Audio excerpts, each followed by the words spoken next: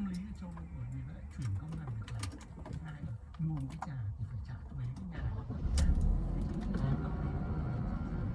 để người ta khi cần thì sẽ và đồng thời pháp luật cũng đảm bảo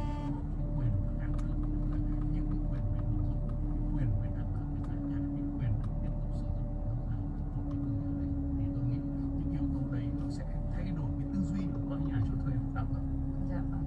Từ ngày xưa các cụ đã nói là tậu trâu lấy vợ dựng nhà, xong bao việc ấy mới là đàn ông. Mặc dù là bây giờ thì xã hội thay đổi nhiều rồi và cái quan niệm về trụ cột gia đình nó không nặng nề như xưa nữa, nhưng rõ ràng có một tâm lý như tiến sĩ Nguyễn Quang cũng nói là khi nào có một cái nhà thực sự là của mình thì người dân mới coi đấy là cái thời điểm để bắt đầu và yên tâm là con cái học hành, rồi cha mẹ phấn đấu để phát triển sự nghiệp của mình, vân vân. Với cái đặc điểm tâm lý xã hội như vậy và cả cái đặc điểm của nguồn cung thị trường nữa, thưa ông Nguyễn Văn Đính, theo ông thì cái sự tác động của những yếu tố này đến thị trường nó dẫn đến cái sự mất cân đối của cấu trúc thị trường nhà ở như thế nào? Chúng ta quay trở lại cái văn hóa của người Trung Quốc